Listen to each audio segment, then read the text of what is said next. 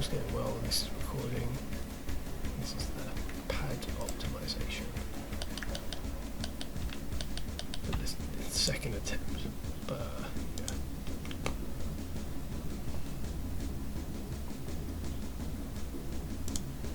I know what I'm doing this time, so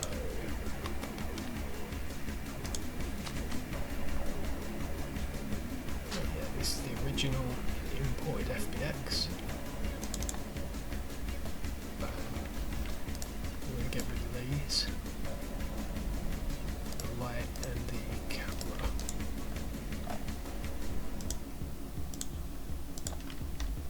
It's got a weird setup here with the scaling, and it's a grandchild of these two objects, which I don't know what they do. They do seem named sort of like you've named them for a specific purpose, so I hope I'm not destroying anything by doing that, but I kind of want to get rid of all this stuff. So when it gets exported to Unity, it comes across as 000111, because that's what you want really when you have the when you have the Unity asset in its default state. So in order to do that, I would Alt-P, turn on the cast keys. See, second time round, still making the same mistakes. Yeah, Alt-P, clear and keep transform, and then these ones are the weird, because these are empties, symbol, just get rid of them, because we don't need them. This is the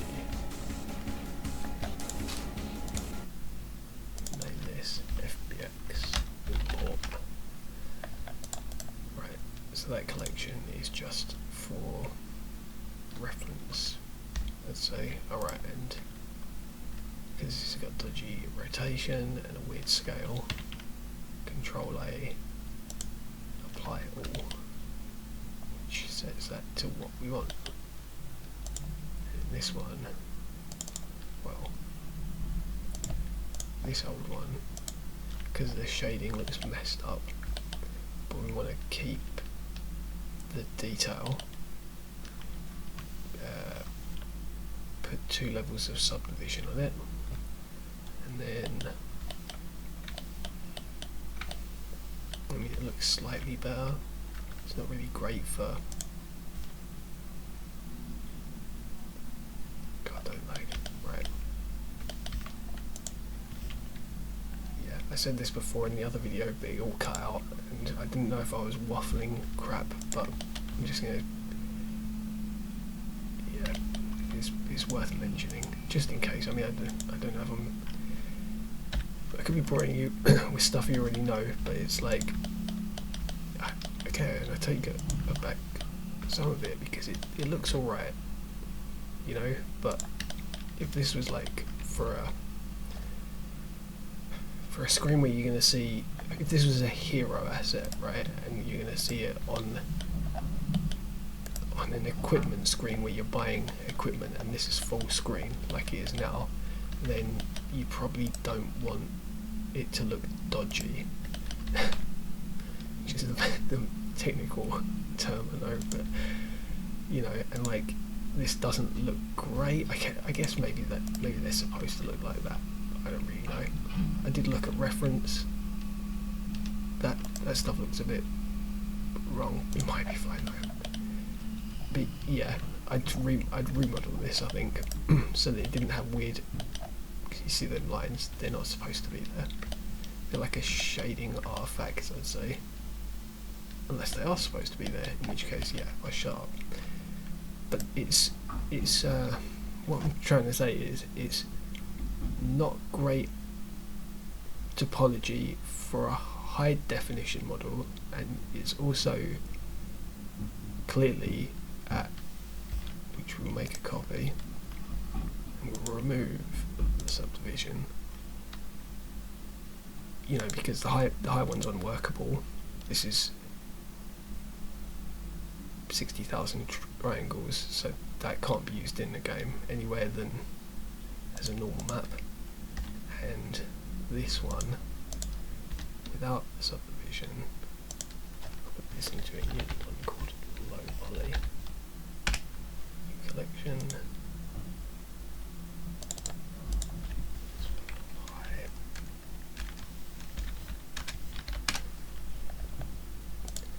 This one will be the one for export, which is our low poly one. Turn this off.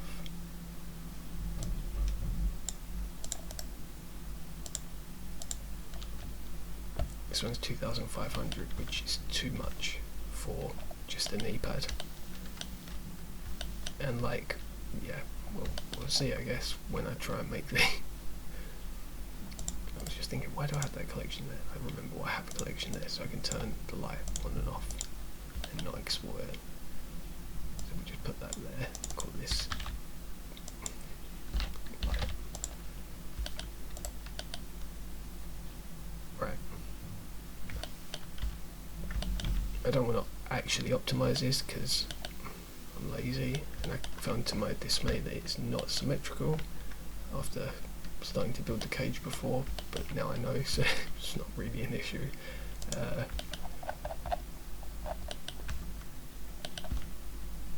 As I go down, it's not symmetrical, but yeah, who cares?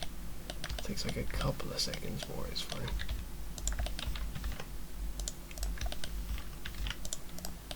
So I'm keeping this one pad high. This one here is just so that I can see, because when you put on subdivision it shrinks it slightly. This is the original cage, the original low poly mesh's size.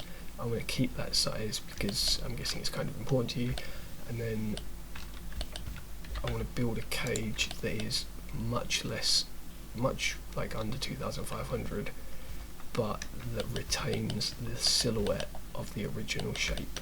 That's all that is important, is the silhouette, because everything else is covered by the normal map. So like, yeah, well, you'll see. I mean, again, I don't know whether this is like common knowledge or whatever, but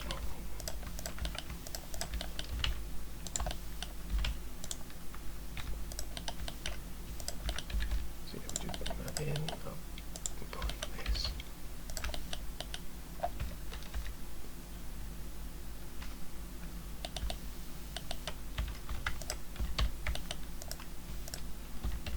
Oh yeah, I didn't want to do symmetry because it's not symmetrical, duh, but it's fine. Right, I've reset the transforms to put the origin pivot point back in the middle so the mirror works correctly. And I've got this horrible little seam here which I select to select the border seam that isn't quite matching up, and then I click clipping here and then drag it in, and it sort of automatically snaps to the center line. And I do want to make sure that it does it properly, so I click X to make sure that it's only moving on that way, and it's like locked even though you can see my mouse moving about. Left click to confirm that, and now this is welded down the middle. So that's how I'm, yeah, and then just grab all this and Alt Z to go transparent mode, and I'm just trying to make sure that this cage encapsulates and like none of it pokes through. It's got it totally surround the high poly mesh. And yeah, as I've probably said this a million times, it's not symmetrical, so I'll worry about that part in a second when I finish.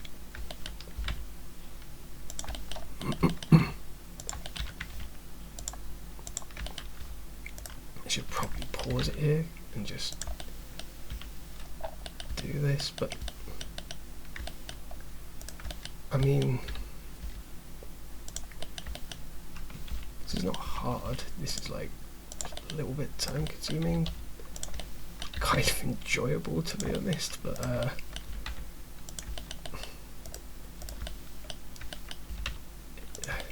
yeah, there's like loads of little details. Like I'm trying to break up all of the hard angles so there's no 90-degree sharp angles, like, so that the lighting is pretty uniform across it when it's applying this texture of fake high detail. And if I've done that, it should be better, I think. We will see how well it looks, I guess. Okay, you know what? Just for the... Nah, I'm going to do a bit more. It can be a lot. I mean, what have I used? There's 80 triangles. I mean, it's nothing compared to the 2,500, right? I mean, but it looks nothing like it, so we ain't quite there yet. Let's bring that in. Okay, let's really actually try and stop being an idiot.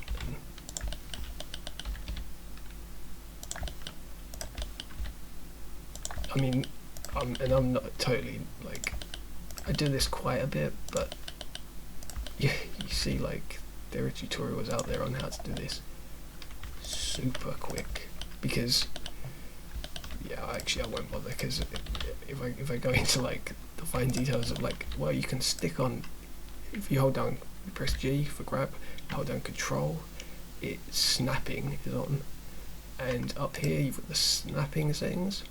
You can, by default it's set to increment, so when you hold down control it moves every, well, if you hold down control and shift it moves every 10 centimeters or every meter, right? But you can change that so that it, say, snaps to faces. Let's see what this does. So now when I hold down control, yeah, it's actually, there you go, we use this. And now it snaps to the surface of the object underneath, and since I'm just trying to build a cage literally around this object, that makes this pretty damn quick. Why wasn't I using this before, you ask? Well, because I'm an idiot. But there you go.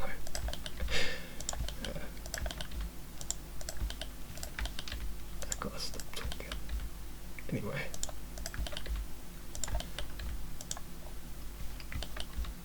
It is a bit finicky, my technical term. I don't know, I honestly, I like the, I usually have it set to increments because I like dealing in, like, say, increments, like 10 centimeters and stuff, and I find for my brain when I'm measuring stuff out, it's like, oh, I can actually, you know, like up here it's got, this is 5 centimeters from the center line, that's what that says there. The average point here in the middle of all this is 0.5 centimeters to the left along the plus X, that direction, and that to me just, I'm like, oh, I know what 10 centimeters is, that's 10 centimeters wide.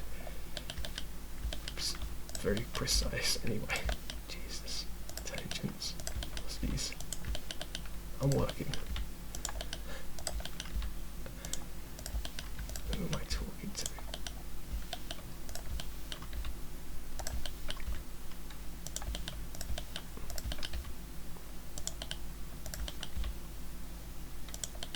Yes, this is very useful, and I'm not used to using it, but I should be.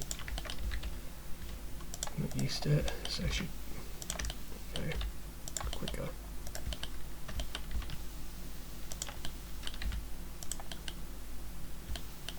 Right, and then I Control R. I haven't mentioned this one yet, but that's like a loop cut. So this will add, well, I think we said we're on 80. Turn that one off.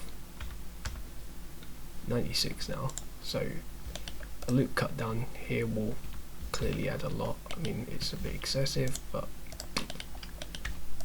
using nothing, so and that will help better define the shape.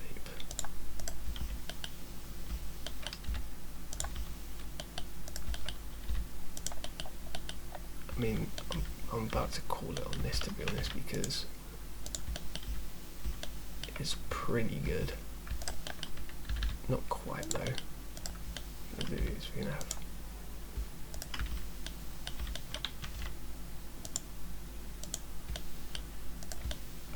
this is where we want to retain.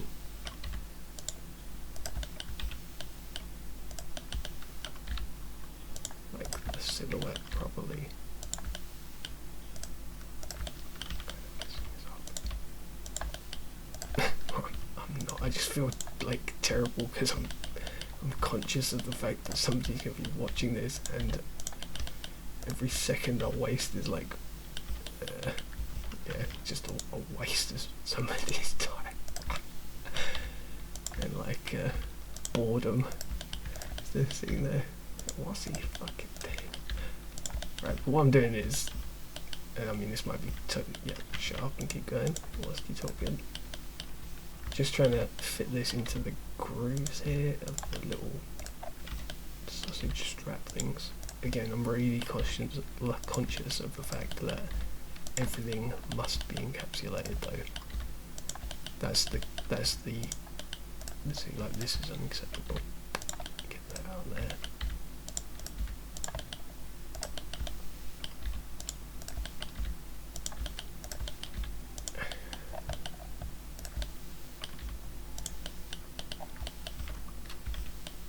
Okay, and then this is the last sausage here. Bring this up. One more loop cut for its widest point, and then this comes in.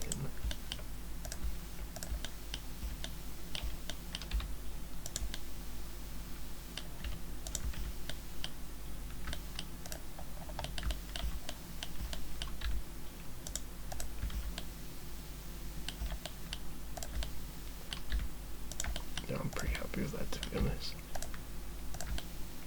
That's going to move out more.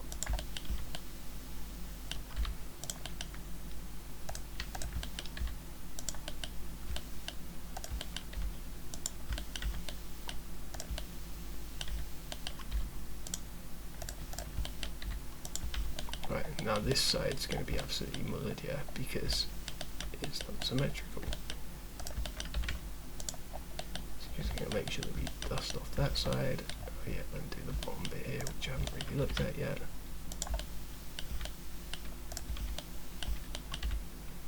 I mean, I'm sure you can kind of see what I'm doing here now. It's like just grabbing edges, rotating them around, and trying to use the... It does get confusing at times, I'll be completely honest.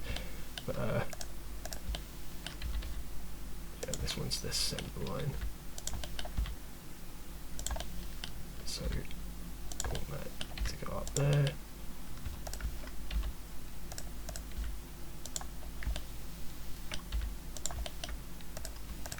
Okay, we have to make this a bit.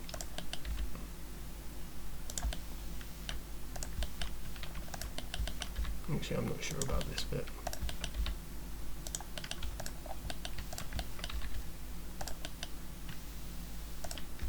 Right. Okay, like this part here, I want it to be straight, so I'm going to scale that in the Y 0, and then that totally straighten that, and then just grab and move it in, and that's cool because it's shallow back here. I mean, I could have used this proportional editing and then grabbed it, and then use the scroll wheel, this turned on, to sort of how strong you want to pull it in, so I turn it real low, and it affects these ones here, but it's not very precise. You know, you can just grab all this, turn off proportional editing, scale by 0, that's nice and straight, and then move it back. Too far, he's gone too far, a couple of places.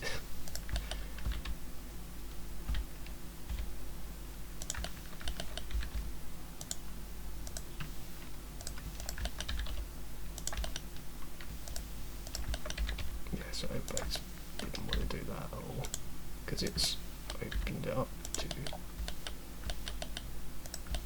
being invisible, right? Being visible underneath, right? Like that. Okay, this part here sticking out because of the weird like tooth root shape and the fact that I don't want to like stretch all this, so I'm gonna scale this. To be honest, that's what whilst I've been moving all this stuff, I've been thinking about this part here. Like, I could kind of move all these round and stuff, but you don't, like I've been saying, you don't want any sharp you want this to be a kind of a smooth blobby shape, which is what I've tried to get so far. But as you can see, I've put in these like ribs here to match the straps, so that's good. It's retaining its silhouette.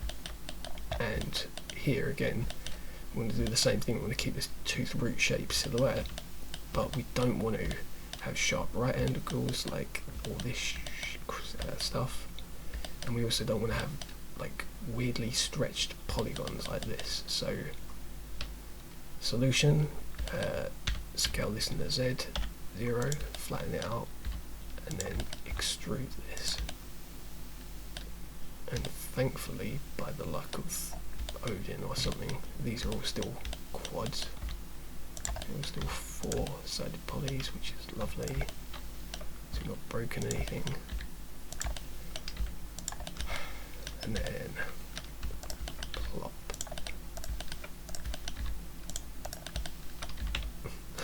And that is kind of it for this part, because again, it's not symmetrical. What I'm going to do now though is save this, and I did this before clearly, so I'm going to save over that file because that wasn't even finished. And I might stop the video now because I've gone on and talked way too much, but I've gotten almost nothing done for the amount I've talked. I just want to see how long I've gone on for, so